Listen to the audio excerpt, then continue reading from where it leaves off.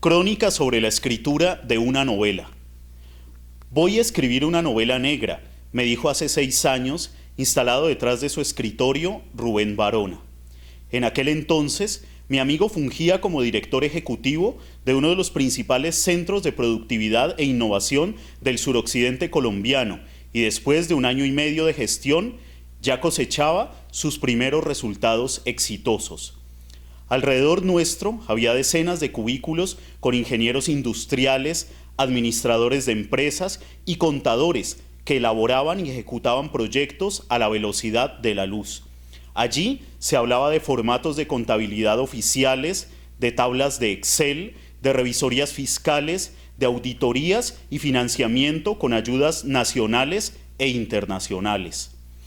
En ese tiempo, Rubén Barona estaba recién egresado de la Universidad del Cauca, había estudiado administración de empresas y cada vez albergaba más dudas sobre si su verdadera vocación estaba en los números o en las letras.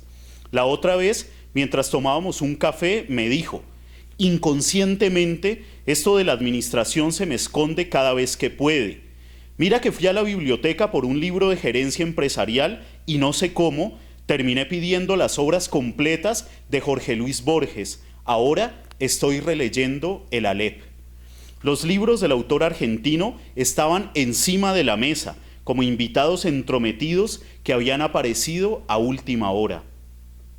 ¿De qué se trata la novela?, le pregunté a Rubén. Su teléfono celular vibraba ruidosamente sobre el escritorio y se movía como un bicho electrónico hacia una maraña de folios y papeles. Ya tengo la historia en la cabeza. Se trata de una chica que engaña a su novio en su despedida de soltera. Sin querer, termina asesinando a su amante y luego a uno de los cómplices que ella supone que pueden ayudarla. A partir de allí, habrá un efecto bola de nieve, donde como en un laberinto, la protagonista se encierra en las mentiras de su propia historia. Desde un inicio me llamó la atención y le dije que me parecía un argumento interesante. En ese momento entró una secretaria y puso sobre la mesa una carpeta con un convenio regional para que Rubén le estampara su firma. Cuando la joven salió, Rubén me dijo: así no se puede escribir, tengo que decidirme, tiene que ser lo uno o lo otro, la administración o la literatura. Pocos meses después, un día sábado, nos reunimos en la casa de un amigo y leímos durante todo el día los capítulos que componían la primera parte de la novela. Rubén la había bautizado como Despedida de soltera y había escrito aquellos fragmentos durante sus pocos ratos libres, en las noches o en las mañanas de domingo. Tenía redactadas cerca de 40 páginas inconclusas que comentamos una a una. Un mes después, nuestro amigo nos convocó a un bar y nos dio una noticia definitiva que cambiaría el rumbo de su vida. Había renunciado irrevocablemente a la administración de empresas y se iba a dedicar de tiempo completo a la literatura. Le preguntamos por el centro de productividad. Nos dijo que ya había entregado el cargo a la junta directiva. A partir de allí lo vimos en los parques y en los cafés releyendo las obras de Borges, de Poe y de Conan Doyle. Un gran amigo en común, el escritor Johan Rodríguez Bravo, lo animó para que desempolvara y publicara una novela que había escrito 1 año atrás. Rubén se animó a editarla con el sello Axis Mundi. Espérame desnuda entre los alacranes. Esa es otra novela de la que quizá algún día pueda contar, como hoy, su labor de construcción. Pero más allá de esta primera publicación, en la cabeza de Rubén seguía rondando el fantasma de aquella chica bogotana que se le aparecía en sus sueños, matando a su amante en la víspera de su boda. Poco tiempo después, Rubén Barona se despidió de Popayán, su tierra natal, y comenzó un periodo trashumante donde vivió una verdadera vida artística que cambió su visión de las artes y las letras. Durante cerca de 2 años recorrió los caminos de Inglaterra, Suiza, Francia, Escocia, Italia y otros lugares europeos. Desde Colchester, vía correo electrónico, me envió una nueva versión de su novela. Ahora se titulaba Una noche en el Monte Calvo. La leí de inmediato. Nuevamente estaban escritos solamente los capítulos de la primera parte, donde una vez más había quedado suspendida. Pero en esta nueva lectura encontré un elemento adicional que cambiaba el contexto de la obra. Ahora había aparecido además lo policíaco, lo macabro, la magia negra, las manos del demiurgo que corrompían y oscurecían todo lo que tocaban. El texto tenía cada vez más influencia de Lovecraft que de Conan Doyle. Sin embargo, la novela seguía inconclusa. Varios meses después, Rubén regresó de paso a Popayán. Me invitó a Ecuador, más concretamente a Otavalo, donde residen los indígenas que llevan el mismo nombre. Estaba interesado en conocer la ceremonia y el ritual del Inti Raymi o Fiesta del Sol, una celebración espiritual milenaria común a todos los pueblos autóctonos de Sudamérica, que se realiza una vez al año en los Andes, durante el solsticio de invierno. En esta ocasión no pude acompañarlo, pero yo ya conocía ese ritual, porque el año anterior había viajado con un grupo de amigos a apreciarlo. A su regreso, Rubén Barona estaba bastante sobrecogido por la ceremonia que realizan los chamanes indígenas la noche anterior al solsticio, en la cascada de Peguche, un lugar exuberante, pleno de verdor y de montañas escarpadas, selváticas, en las afueras de Otavalo. Allí, los sacerdotes hechiceros realizan una ceremonia de limpieza a través de un baño sagrado, donde se prepara espiritualmente a los nativos para las fiestas que se desarrollarán en la semana siguiente.